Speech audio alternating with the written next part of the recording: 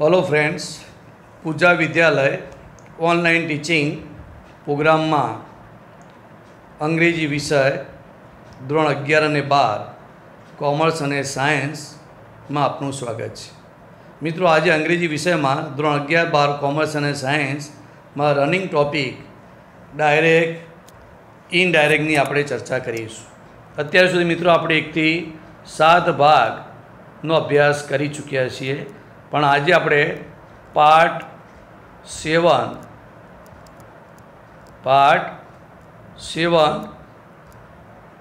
મિત્રો 8 7 तो થઈ ગયા, આપણે ભાગ 8મા ભાગની ચર્ચા કરીશું डायरेक्ट इनडायरेक्ट स्पीचनी मित्रों। बराबर, डायरेक्ट इनडायरेक्ट स्पीच मित्रों। बराबर, હવે પાર્ટ 8 में मित्रों भाग नंबर 8 में लेट थी शरू थता वाक्यों चर्चा करीश। मित्रों, धोरण 10 में तमारे घणीवार लेट थी शरू थता वाक्यों पूछाता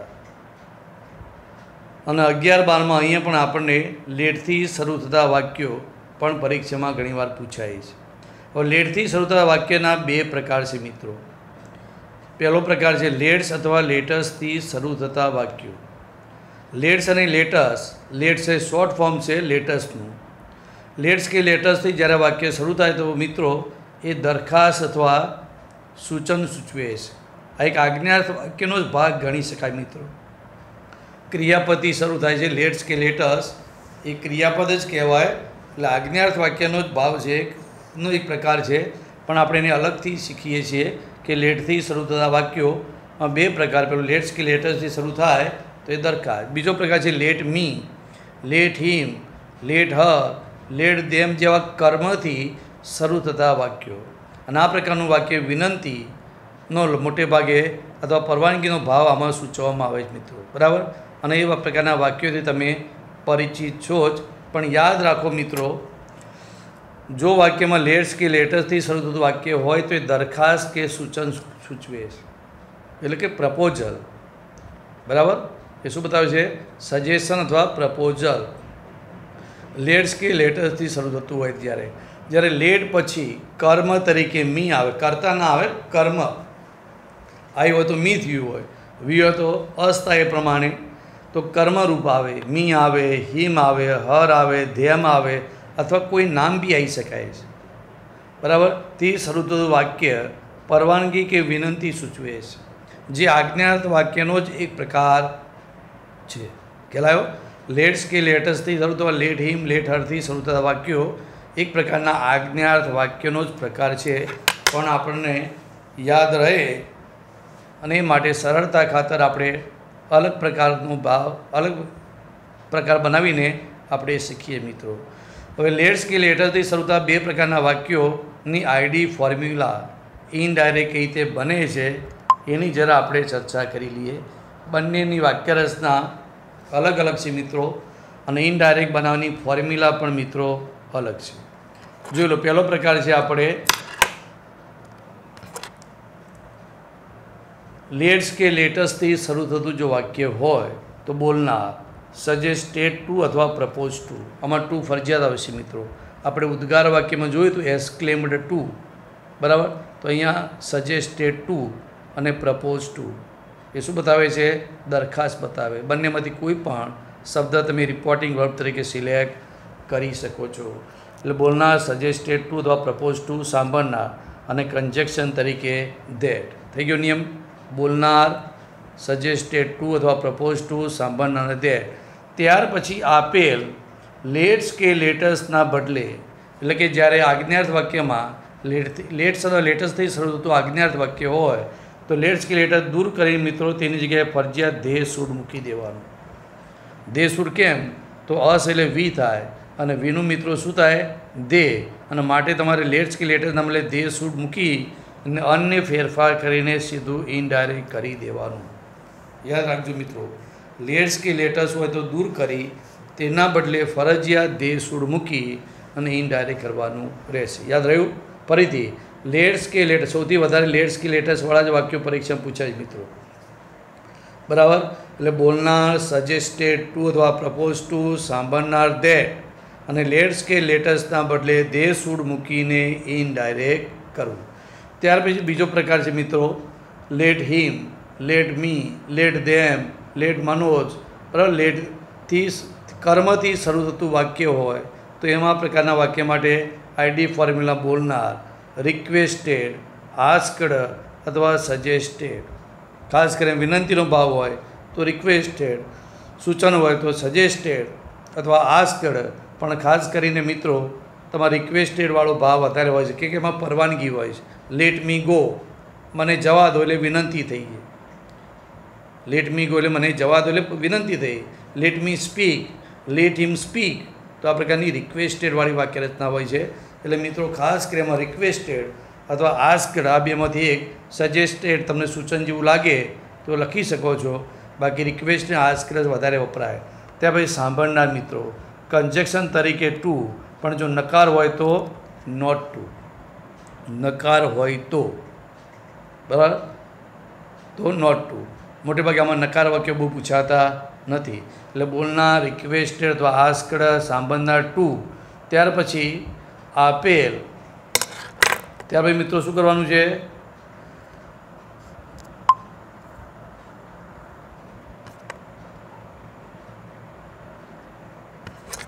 આપેલ ટુ પછી લેટ મૂકીને જ અન્ય ફેરફાર સાથે ઇનડાયરેક્ટ કરો. ફરીથી મિત્રો યાદ રાખો શું થયો નિયમ આનો?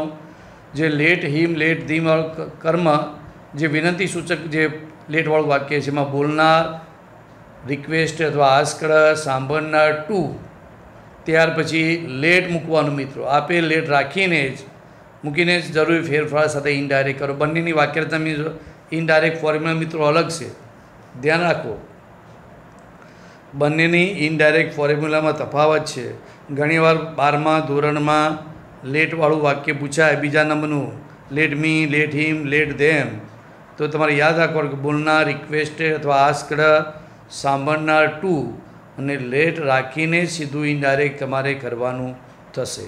એટલે યાદ રાખો. જોઈ લો મિત્રો, એક્ઝામ્પલ શીખીએ, સમજીએ આપણે. તો Manan said let's visit Goa friends. Let's visit Goa friends. હવે લેટસ અને લેટ્સ એ બંને એક જ પ્રકારની વાક્ય રચના છે.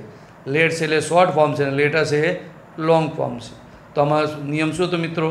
કે બોલનાર, સજેસ્ટેડ ટુ, સાંભળનાર ધેટ, અને લેટ્સ કે લેટસના બદલે ધે શુડ, અને પછી ઇનડાયરેક્ટ. આ એની ઇનડાયરેક્ટ ફોર્મ્યુલાથી મિત્રો જો જવાબ તમને બનાવી આપ્યો છે કે Manan suggested to his friends. Friends મિત્રો સાંભળનાર લાવી દઈશું સંયોજ તરીકે ધેટ. એટલે Manan suggested to his friends that, લેટસના બદલે ધે શુડ, વિઝિટનું મિત્રો વિઝિટ, અને ગોવા. એ ખાલી થાય કે શુડ પછી હંમેશા V1 મૂળ ક્રિયાપદ આવે, શુડ પછી વિઝિટેડ આવશે નહીં. એટલે Manan suggested to his friends that they should visit Goa. ત્યાર પછી બીજું એક્ઝામ્પલ મિત્રો તમને આપ્યું છે કે Mayur said to Mayuri, let me sit quietly in my room. બરાબર મિત્રો, મયુરે બધે મયુરીને કહ્યું કે લેટ મી, તો બીજા પ્રકારનું વાક્ય છે કે જે વિનંતી સૂચક છે. અને કે ભાઈ late me sit quietly in my room, તું મને મારા રૂમમાં શાંતિથી બેસવા દે. એટલે આમાં શું થયું? વિનંતીનો ભાવ, એટલે રિક્વેસ્ટેડ. એટલે મયુર, રિક્વેસ્ટેડ, મયુરી ટુ. જો લેટ મૂક્યું આપણે મિત્રો, બરાબર, અને લેટ મૂકીને જ મી હતું બોલનાર પ્રમાણે એટલે હિમ થયું. ત્યાર પછી સીટનું સીટ, લેટ પછી કર્મ, અને કર્મ પછી હંમેશા મૂળ ક્રિયાપદનું રૂપ આવ્યું મિત્રો. જોઈ લો, મૂળ ક્રિયાપદનું રૂપ. એટલે Mayur, requested, Mayuri to, let, મીનું તમારે હિમ, સીટનું સીટ, ક્વાઇટલી, ઇનનું ઇન, મારે બોલના પ્રમાણે મયુર છે એટલે શું થયું? His room. એટલે જવાબ મિત્રો થયો Mayur requested Mayuri to let him sit quietly in his room. આ રીતે બંનેને એક એક એક્ઝામ્પલ આપણે જોયું. લેટ્સ અને લેટસથી શરૂ થતું વાક્ય જે હતું તે, અને લેટ હિમ, લેટ હર જેવા કર્મથી શરૂ થતું વાક્ય હતું એનું એક એક એક્ઝામ્પલ આપણે શીખવા માટે મિત્રો પ્રયત્ન કર્યો છે. પણ મિત્રો આમાં નિયમ યાદ રાખવો મહત્ત્વનો છે. નિયમ યાદ હશે તો વાક્યો બનાવવામાં કોઈ તકલીફ પડશે નહીં. બરાબર. થોડા વધુ એક્ઝામ્પલ મિત્રો આપણે જોઈ લઈએ. પહેલું એક્ઝામ્પલ જોઈએ મિત્રો. Swati said to her friends, Swati said to her friends, let's go to watch the film Holiday. હવે હોલિડે સિંગલ ઇન્વર્ટેડ કોમ છે મિત્રો, અને આખું વાક્ય ડબલ ઇન્વર્ટેડ કોમ છે. એક વસ્તુ યાદ રાખો મિત્રો, જ્યારે ઇન્વર્ટેડ કોમાની અંદર કોઈ પણ શબ્દ સિંગલ ઇન્વર્ટેડ કોમામાં હોય તો ઇનડાયરેક્ટ બનાવતી વખતે એ શબ્દ અથવા ફ્રેઝ શબ્દ સમૂહ જો સિંગલ ઇન્વર્ટેડ કોમા હોય તો ઇનડાયરેક્ટ બનાવતી સિંગલ ઇન્વર્ટેડ કોમા દૂર થતા નથી. આ ખાસ યાદ રાખજો.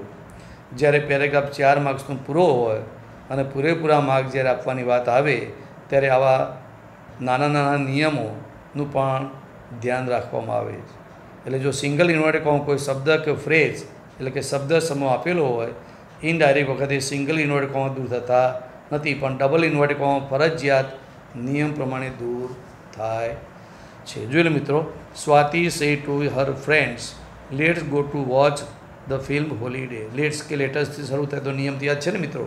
બોલનાર suggested to, સાંભળનાર that, લેટ્સ કે લેટસના બદલે they should, અને ત્યાર પછી એનું ઇનડાયરેક્ટ. તો આનો જવાબ બનશે મિત્રો Swati suggested to her friends that.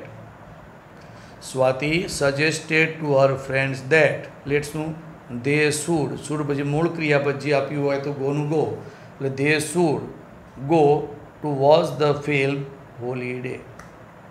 they should go to watch the film Holiday. હોલિડેમાં રહેલું સિંગલ ઇન્વર્ટેડ કોમા એમને એમ રહેશે.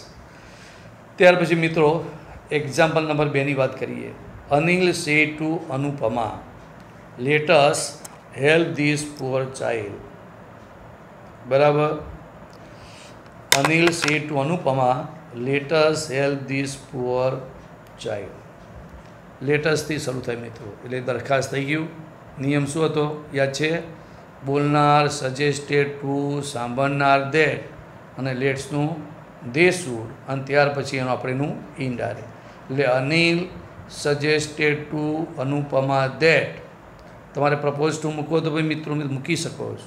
તો આ રીતે બને. Anil propose to Anupama that, પણ સજેસ્ટેડ એ વધારે સારું રહેશે. સ્પેલિંગ યાદ રાખવામાં તકલીફ પડશે નહીં, અને સજેશન ઉપરથી તમને સૂચન પણ યાદ રહેશે. તો Anil suggested to Anupama that they should. હવે હેલ્પનું હેલ્પ જ રહેશે મિત્રો, શુડ જોડે V1 જ આવે, એટલે દે શુડ હેલ્પ. ધીસનું તમારે ધેટ, પુઅર ચાઇલ્ડનું પુઅર ચાઇલ્ડ. એટલે એનો મિત્રો જવાબ બન્યો Anil suggested to Anupama that they should help this poor child. આ રીતે વાક્ય બન્યું મિત્રો. ત્યાર પછી મિત્રો એક્ઝામ્પલ નંબર 3ની વાત કરીએ. Julie said to Nidhi, Julie said to Nidhi, let her sit here on our seat now. બરાબર. કયા પ્રકારનું વાક્ય? એ કે બી? તો લેટ હર આવ્યું. Late her, late him, late ધેમ. બરાબર. એ પ્રકારના વાક્યો છે. એટલે તમારે શું થયું? વિનંતી સૂચક વાક્ય. એટલે બીનો નિયમ યાદ કરો મિત્રો. બોલનાર, પછી રિક્વેસ્ટેડ અથવા આસ્કડ અથવા સજેસ્ટેડ, સાંભળનાર, ટુ કન્જેક્શન તરીકે, અને લેટ મૂકીને સીધું ઇનડાયરેક્ટ બનાવવાનું. આ એનો નિયમ છે. ફરી બનાવી દઈએ આપણે મિત્રો કે જુલી રિક્વેસ્ટેડ નિધિ અને કન્જેક્શન તરીકે two. Julie requested Nidhi two, લેટનું late, એટલે ટુ લેટ. હરનું તો હર આવશે, ત્રીજો પુરુષ એટલે કોઈ ફેરફાર થશે નહીં. એટલે Julie requested Nidhi to let Har, સીટનું seat. Late પછી હંમેશા મૂળ ક્રિયાપદ રૂપ આવે કર્મ પછી, એટલે સીટનું સીટ રહેશે. હિયરનું તમારે ધેર, ઓન. અવરનું હંમેશા શું થઈ જાય? બહુવચન છે એટલે અવરનું હંમેશા ધેર, THEIR, ધેર સીટ. અને નાવનું તમારે સમયદર્શક શબ્દ એટલે શું થશે? ધેન. બરાબર મિત્રો. ફરીથી યાદ કરાવો મિત્રો કે Julie requested Nidhi to let her sit there on their seat, નાવનું ધેન. આ રીતે એનો જવાબ બનશે. ફરીથી મિત્રો યાદ કરો, આ પ્રકારના વાક્ય ભાગ્યે જ 12મા ધોરણમાં પૂછાય. 12મામાં ખાસ પૂછાય મિત્રો. Let him, let her, let them, late પછી નામ પણ આવી શકે છે, અને પછી મૂળ ક્રિયાપદનું રૂપ, અને પછી ફૂલ સ્ટોપ. તો આ બીજા પ્રકારનું વાક્ય હતું. Julie requested Nidhi to let her sit there on their seat there. ત્યાર પછી મિત્રો example number 4. Kamal said uncle let Chirag play with me. જોઈ લો શું કીધું. કમલે એના અંકલને કહ્યું કે let Chirag play with me, uncle ચિરાગને મારી સાથે રમવા દો. એટલે હુકમ કર્યો કે રિક્વેસ્ટ. તો રિક્વેસ્ટનો ભાવ છે આસ્ક્ર મૂકો તો બી ચાલે, પણ રિક્વેસ્ટેડ વધારે બેટર, અંકલને વાત કરે છે એટલે. બરાબર. કયા પ્રકારનું વાક્ય છે લેટ ચિરાગ? એટલે લેટ્સ અને લેટસ વગરનું, એટલે બીજા પ્રકારનું. બીજા પ્રકારનો નિયમ કયો હતો? બોલનાર, રિક્વેસ્ટેડ, સાંભળનાર, ટુ, અને લેટ મૂકીને જ આપેલ વાક્યનું ઇનડાયરેક્ટ બનાવવાનું. બરાબર. તો આપણે જોઈ લઈએ. બોલનાર કોણ છે? કમલ. સાંભળનાર કોણ છે? અંકલ. તો ઇન્વર્ટેડ કોમમ છે, આપણે બહાર લાવીશું. બરાબર. તો Kamal requested his uncle. His મૂકો તો વધારે સારું, કારણ કે શું માનવાચક શબ્દ છે, અને હીઝ ન મૂકો અને એકલું અંકલ મૂકો તો પણ તમને જવાબ તરીકે વેલિડ કહેવાય. પણ મધર, ટીચર એવું હોય તો હર કે હીઝ એવા શબ્દો આપણે એડ કરી શકીએ. એટલે Kamal requested his uncle to. થઈ ગયો નિયમ કન્જેક્શન સુધી. બોલનાર, રિક્વેસ્ટેડ, સાંભળનાર, ટુ, અને પછી એનું લેટ મૂકીને ઇનડાયરેક્ટ. એટલે Kamal requested uncle to let Chirag. હવે નામ આપીએ તો નામમાં કોઈ ફેરફાર થતો નથી, કે ત્રીજો પુરુષ ગણાય. એટલે Kamal requested his uncle to let Chirag. પ્લેનું પ્લે આવશે મિત્રો, વિથનું વિથ, મી બોલનાર પ્રમાણે, કમલ એટલે છોકરો, એટલે મીનું તમારે શું થશે? હિમ થઈ જશે. એટલે આખો જવાબ મિત્રો શું બનશે? તો Kamal requested his uncle to let Chirag play with him. આ એનો જવાબ થયો. Kamal requested his uncle to let Chirag play with him. આ પ્રમાણે તમારે જવાબ બનાવવાનો. છેલ્લું 5મું વાક્ય મિત્રો જોઈએ. Sumitra say to Suchitra. સુમિત્રા અને સુચિત્રા બંને છોકરીઓના નામ છે મિત્રો. તો Sumitra say to Suchitra let's go to meet our grandmother. Let's એટલે કયું વાક્ય થયું મિત્રો? હા, લેટ્સ કે લેટસવાળું વાક્ય, એટલે દરખાસ્તવાળું વાક્ય થયું. લેટ્સ કે લેટસ હોય તો નિયમ ફરી યાદ કરો. બોલનાર, સજેસ્ટેડ, ટુ, સાંભળનાર, ધેટ, અને લેટ્સ કે લેટસના બદલે શું થાય? દે શુડ, અને પછી એનું નિયમ મુજબ ઇનડાયરેક્ટ. યાદ આવ્યું કે નહીં? ચલો ઇનડાયરેક્ટ બનાવીએ મિત્રો. Sumitra suggested to Suchitra that લેટ્સનું દે શુડ, ગોનું ગો, કારણ કે શુડ પછી હંમેશા મૂળ ક્રિયાપદનું રૂપ. એટલે Sumitra suggested to Suchitra that they should go to meet. ટુવાળું ક્રિયાપદમાં કોઈ ફેરફાર થાય નહીં. ટુ વર્બ એટલે ટુ વર્બ જ આવશે ઇનડાયરેક્ટમાં. એટલે ટુ મીટ અવર, અવરનું હંમેશા મિત્રો શું થઈ જશે? ધેર, અને ગ્રાન્ડ મધરનું ગ્રાન્ડ મધર. એટલે મિત્રો જવાબ બન્યો Sumitra suggested to Suchitra that they should go to meet there grand mother. આ રીતે એનું ઇનડાયરેક્ટ બની મિત્રો. બરાબર. તો આજે આપણે લેટ્સ કે લેટસથી શરૂ થતા, લેટથી શરૂ થતા 2 પ્રકારના વાક્યો આપણે શીખ્યા. કયા 2 હતા? ટૂંકમાં સમજી લો મિત્રો. લેટથી શરૂ થતા 2 પ્રકારના વાક્ય, લેટ્સ કે લેટસથી શરૂ થાય તો એ દરખાસ્ત વાક્ય. એનો નિયમ તમને ફરી યાદ કરાવી દો. બોલનાર, સજેસ્ટેડ, ટુ, સાંભળનાર, ધેટ, અને લેટસના બદલે દે શુડ મૂકીને સીધું ઇનડાયરેક્ટ બનાવી દો. બરાબર. ત્યાર પછી બીજો પ્રકાર let me, let him, let her, let them થી શરૂ થતું વાક્ય એ વિનંતી સૂચક વાક્ય આપણે જોયું. એનો નિયમ ફરી તમને યાદ કરી લો. બોલનાર, રિક્વેસ્ટ અથવા આસ્કડ, સાંભળનાર, ટુ, અને લેટ મૂકીને સીધું ઇનડાયરેક્ટ બનાવી દો. બરાબર. આ એના ઇનડાયરેક્ટ ફોર્મ્યુલાથી મિત્રો. એટલે આ ઇનડાયરેક્ટ ફોર્મ્યુલા દરેક પ્રકારના વાક્યની ઇનડાયરેક્ટ ફોર્મ્યુલા મેં તમને અગાઉ કહ્યું તે પ્રમાણે અલગ અલગ છે. તો આ 6 પ્રકારના વાક્યો તમે શીખી લીધા. અને છ પ્રકારના વાક્યોની ઇનડાયરેક્ટ ફોર્મ્યુલા મિત્રો અલગ અલગ હતી. તો ઇનડાયરેક્ટ ફોર્મ્યુલા મિત્રો તમારે યાદ રાખવાની, બરાબર, અને ત્યાર પછી તમારે ઇનડાયરેક્ટ બનાવવા બેસવાનું. અને આગળ મેં તમને કહ્યું તે પ્રમાણે સર્વનામ, ક્રિયાપદ, સમય અને સ્થળ સૂચક જે શબ્દો છે એ દરેક પ્રકારના વાક્યમાં સરખા નિયમથી બદલાય. એમાં કોઈ ફેરફાર નહીં, પણ વાક્ય ઓળખીને ઇન્વર્ટેડ કોમામાં આપેલા વાક્યને ઓળખીને જ તમારે ઇનડાયરેક્ટમાં રૂપાંતર કરવાનું રહેશે. બરાબર, એટલે તમારે કોઈ ભૂલ થાય નહીં. 1 થી 6 પ્રકારના જે મુખ્ય વાક્યો છે આપણે ઇનડાયરેક્ટ ફોર્મ્યુલા સાથેનો અભ્યાસ કર્યો છે, અને એ તમે યાદ રાખો. કયા 6 પ્રકારના વાક્યો તમને યાદ આવી ગયું? વિધાન વાક્યની ફોર્મ્યુલા, પ્રશ્નાર્થ વાક્યની, ત્યાર પછી જવાબી વાક્યની, ત્યાર પછી ઉદ્ગાર વાક્ય, ત્યાર પછી આજ્ઞાર્થ વાક્ય, અને આપણે આ છેલ્લો બધે પ્રકાર, છઠ્ઠો જે પ્રકાર જુઓ એ ઇમ્પેરેટિવ છે, આજ્ઞાર્થ વાક્ય. પછી આપણે લેટથી શરૂ થતા વાક્યોનો પ્રકાર જોયો મિત્રો. એટલે આ એપિસોડ નંબર 8માં આપણે નિયમો સાથે મુખ્ય 6 પ્રકારના વાક્યોનો અભ્યાસ કરી ચૂક્યા છીએ. અને મેં તમને અગાઉ કહ્યું તે પ્રમાણે ડાયરેક્ટ ઇનડાયરેક્ટમાં ટોટલ 7 પ્રકારના વાક્યો પેરેગ્રાફમાં પૂછાય છે. હવે એક 7મા પ્રકારનું વાક્યનો પ્રકાર મિનિંગફુલ વર્ડ્સ, એટલે અર્થપૂર્ણ શબ્દો, એ વાક્યનો પ્રકાર જ આપણે બનાવેલો છે અલગથી, એ આપણે શીખીશું. પણ નેક્સ્ટ ટાઈમ મિત્રો આ જે 5 વાક્યો તમને આપેલા છે, લેટ કે લેટેસ્ટથી શરૂ થતા વાક્યો, એ તમારે જાતે પ્રેક્ટિસ કરવાની છે. તો આજે હું તમને હોમવર્ક તરીકે આ જે 5 વાક્યો છે એ 5 વાક્યો તમને હોમવર્ક તરીકે આપું છું.